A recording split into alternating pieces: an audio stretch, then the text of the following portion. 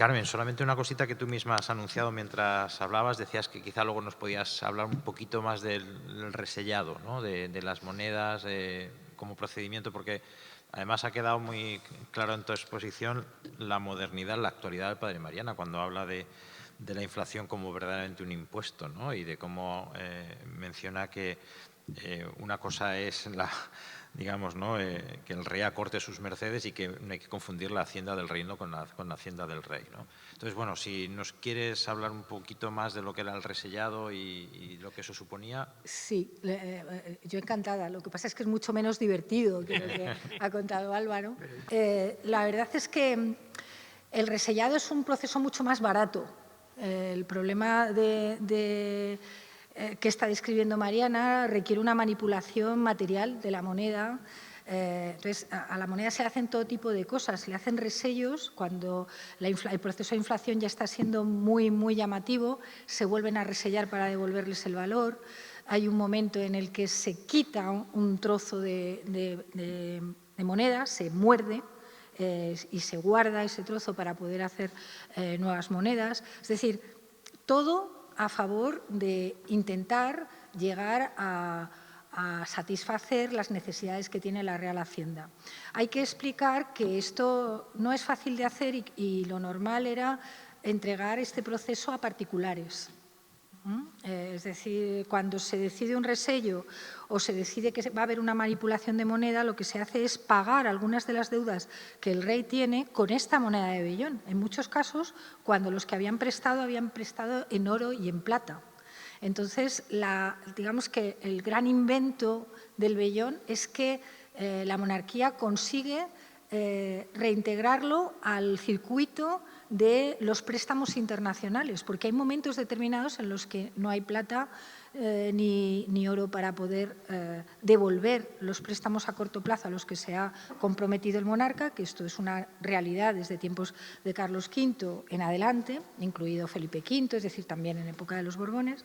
Y al final lo que definitivamente se hace es poner el proceso en manos de particulares, en manos de hombres de negocios que tienen prácticamente prometido el proceso que se está dando en una ceca, lo vigilan y luego distribuyen la moneda allí donde les conviene. ¿Cuál es la moneda? Claro, ¿cómo consiguen convertir vellón otra vez en plata? La única manera es comprando con ese vellón cosas que se valoran fuera, por ejemplo, lana, por ejemplo, sedas, en el caso de Valencia, que se comercializan, lana lavada, sobre todo, muchísima, y cuando ya se ha convertido en algo que se ha podido comprar, es decir, en otra materia, se vende fuera por precio de oro o de plata. ¿De acuerdo? Ese es el circuito que los hombres de negocios consiguen cerrar en el siglo XVII, que verdaderamente es interesante porque habíamos dicho que es una moneda fraccionaria que solo circula dentro del reino. Y hay muchas más cosas interesantes sobre esto, pero tampoco quiero, en fin, empatar con el asunto de la moneda. Pero sí que fue uno de los problemas más graves que desde el punto de vista económico tuvieron que afrontar los austrias, y sí que es interesante saber que solamente se toman medidas serias a partir de 1684.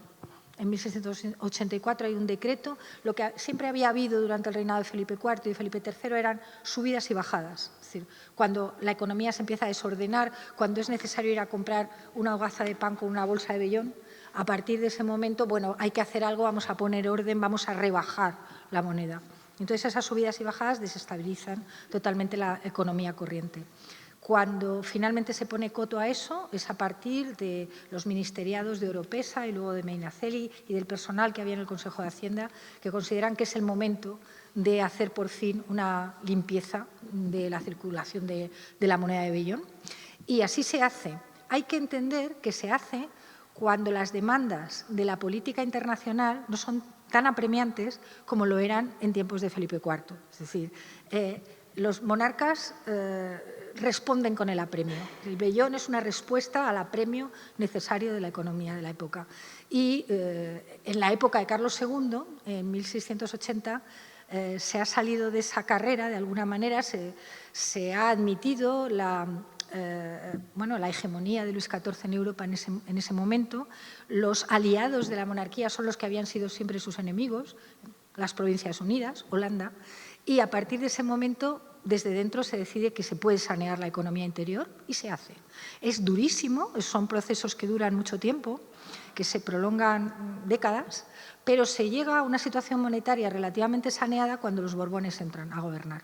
Es decir, en esos 20 años hay un proceso de limpieza del efecto del vellón muy interesante. Tú me dirás. Si sigo, yo puedo seguir toda la noche hablando de esto, que me gusta mucho.